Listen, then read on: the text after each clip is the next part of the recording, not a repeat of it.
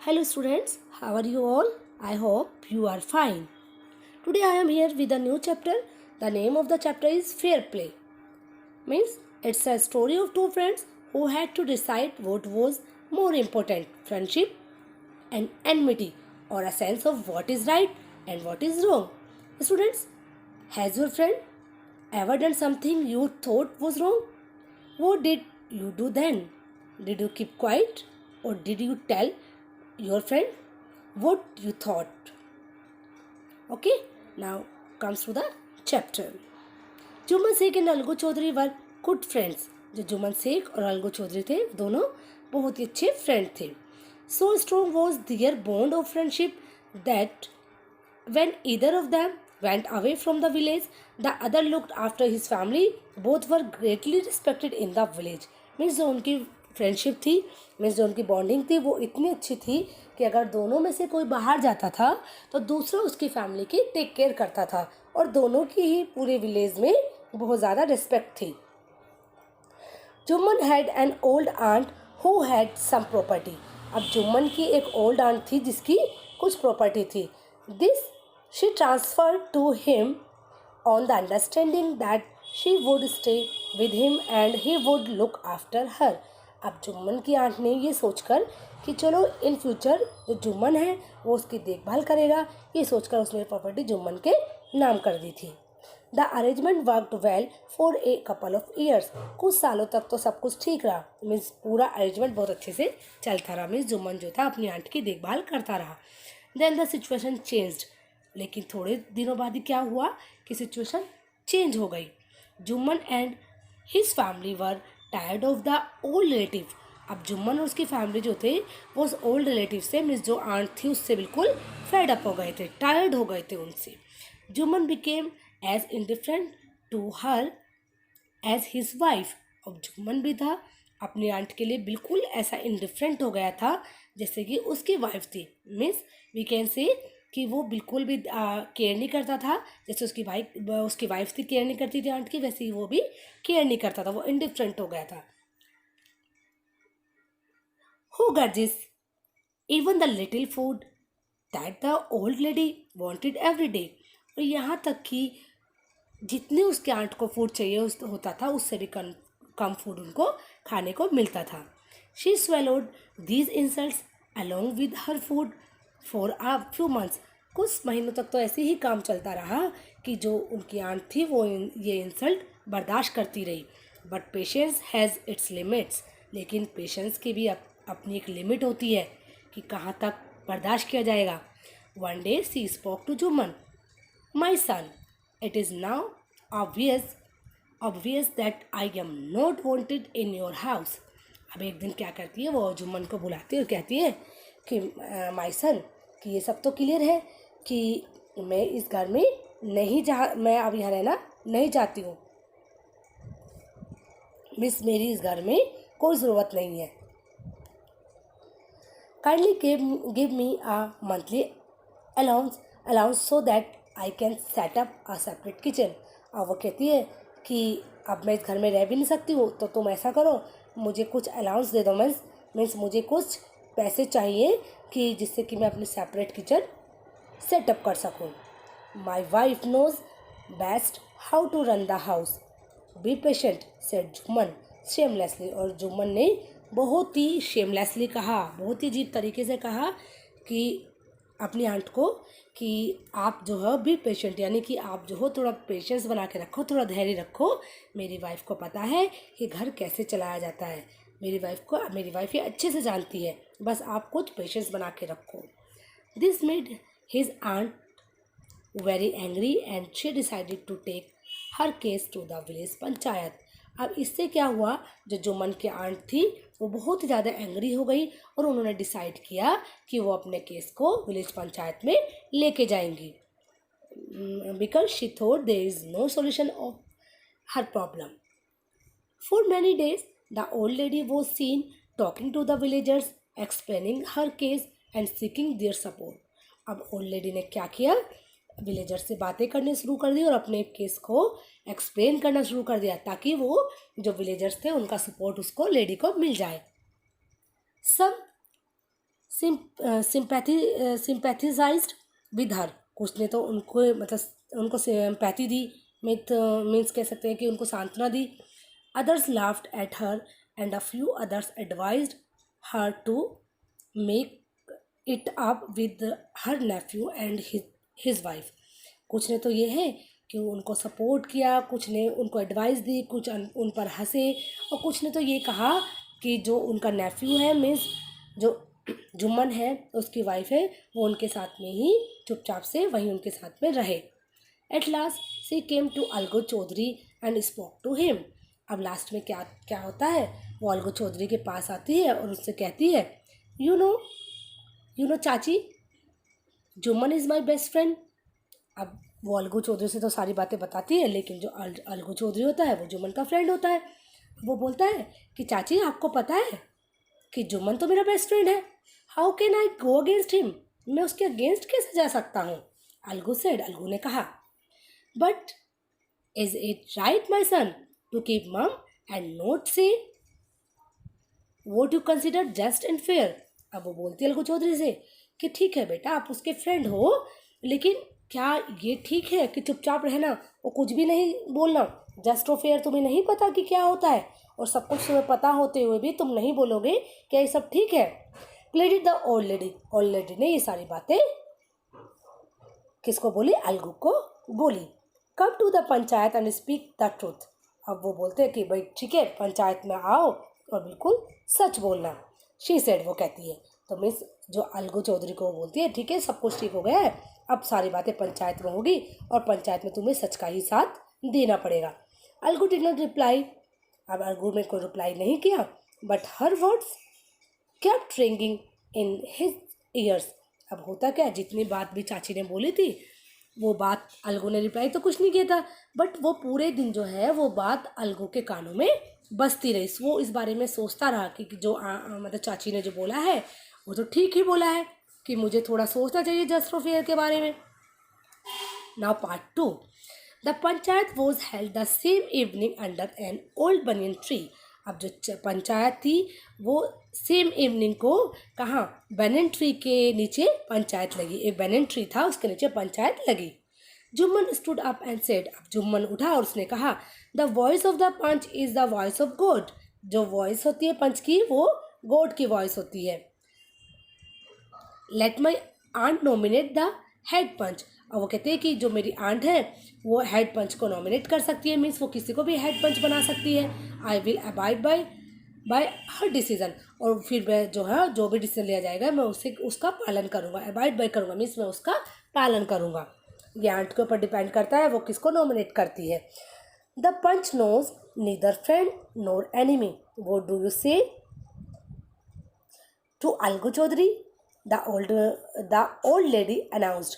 अब जो old lady थी वो बोली कि अलगू चौधरी, तुम्हें पता है कि जो पंच है ना तो कोई उनका दोस्त होता है ना कोई दुश्मन होता है, और तुम इस बारे में क्या कहते हो, वो अलगू चौधरी से पूछती है.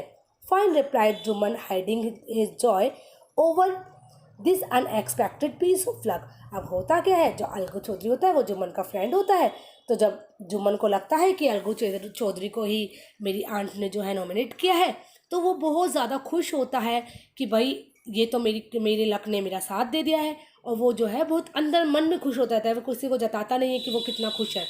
चाची, you are aware of my friendship with Jumman, said Algu. अब अलगू बोलता है कि चाची क्या तुम अवेयर तो हो, तुम्हें हमारी फ्रेंडशिप के बारे में पता तो है, तुम्हें पता ना जुम्मन के साथ में मेरी कितनी फ्रेंडशिप है. I know that, replied the aunt.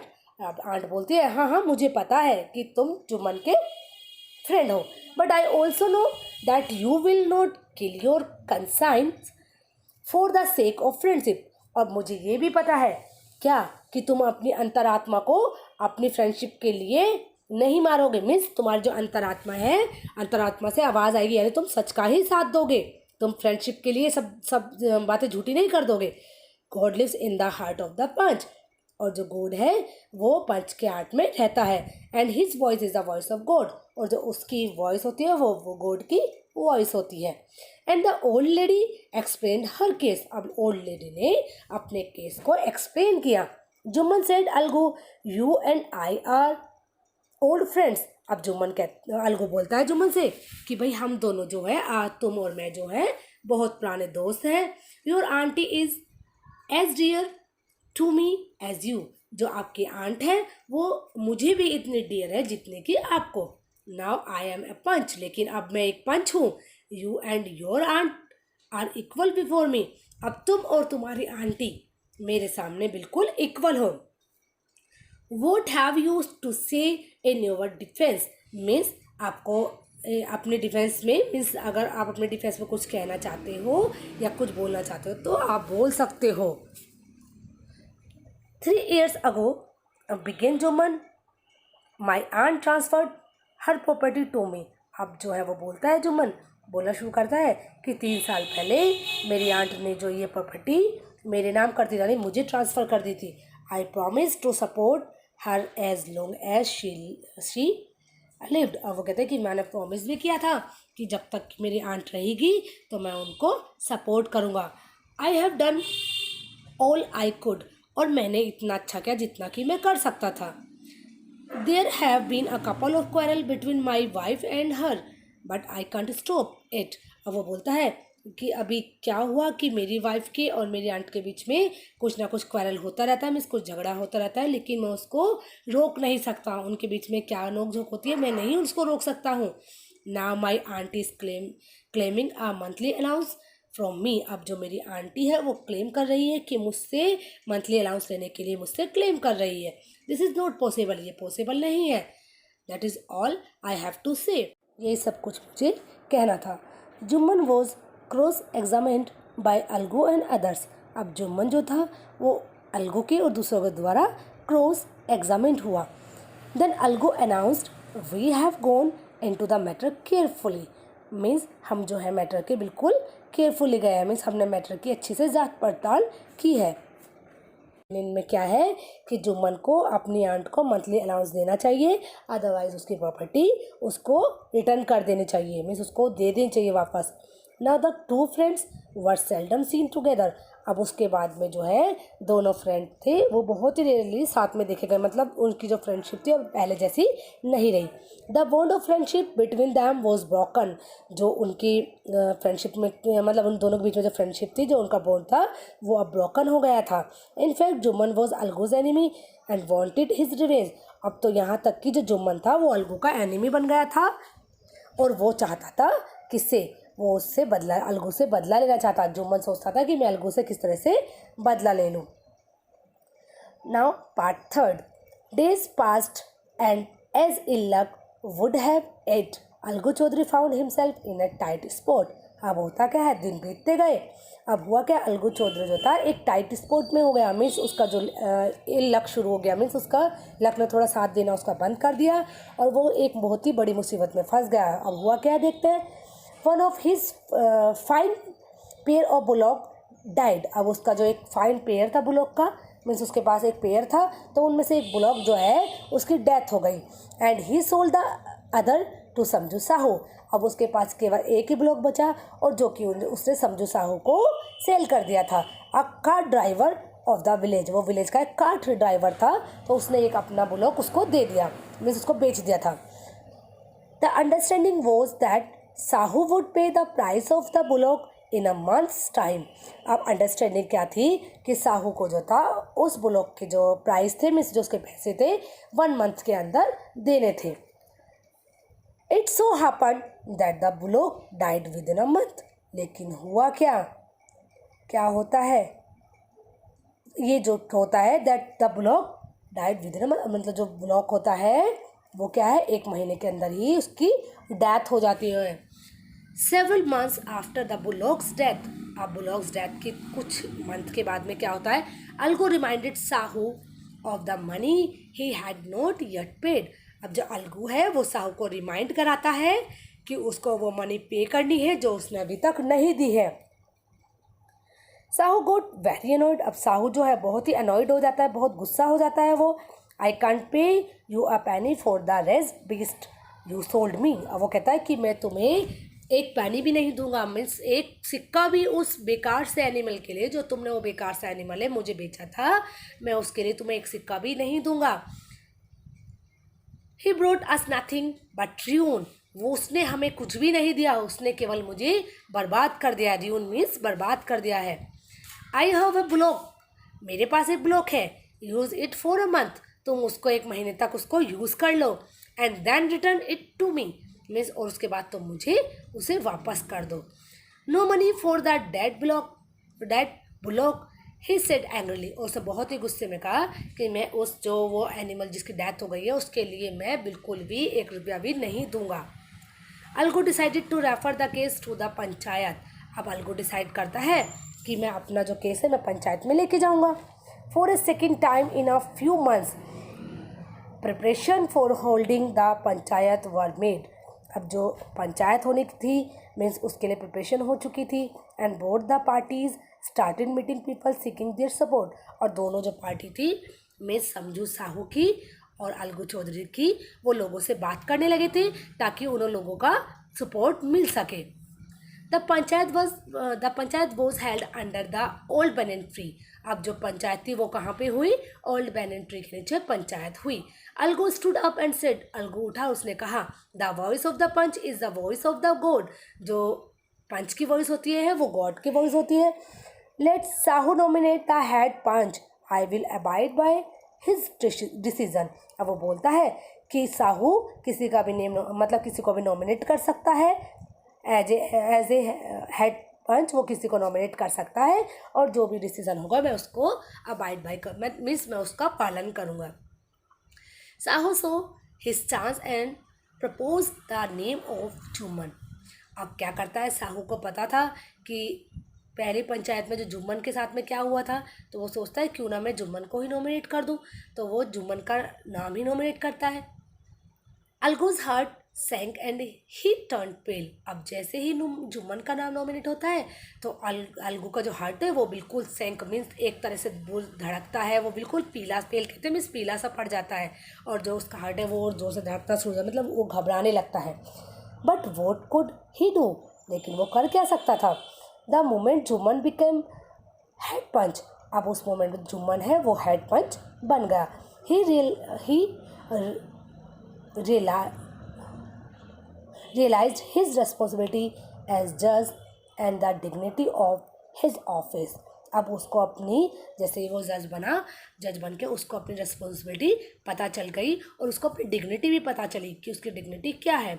Could he seated in that high place have his revenge now, अब वो जो है हाई से प्लेस पे बैठ जाता है और वो सोचता है कि भाई आपका रिवेंज लेने का टाइम है, क्या मैं बदला लूँगा, वो सोचता, उसके मन में से विचार आते हैं।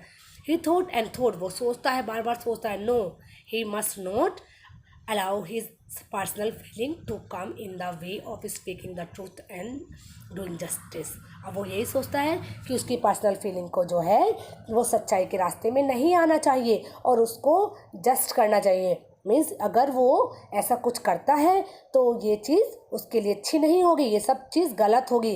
वो क्या है, आज वो पंच है तो उसे जस्टिस करना चाहिए। Both Algu and Sahu stated their cases, अब अलगू और साहू दोनों ने अपने केस के बारे में बताया सबको, मतलब बताया कि क्या क्या मामला था, कि मैटर क्या था पूरा। They were cross examined and the case was considered deeply, अब जो है वो ये कि क्रॉस एग्जामिन हुआ और जो केस था उसको डीपली कंसिडर किया गया। Then Jumman stood up and announced, अब जुम्मन जो खड़ा हुआ और उसे अनाउंस किया, it is our opinion that Sahu should pay Algu the price of the bullock, अब वो कहता है कि हमारे ओपिनियन में तो साहू को जो है अलगू को जो ब्लॉक के प्राइस थे वो प्राइस पे कर देने चाहिए। When Sahu both the bullock it suffered from no disability और डिसीज़, और जब साहू ने वो ख़रीदा था ब्लॉक तो वो किसी तरह से उसको कोई डिसीज़ नहीं थी या कोई डिसेबिलिटी उसको नहीं थी, वो बिल्कुल पूरी तरह से सही था।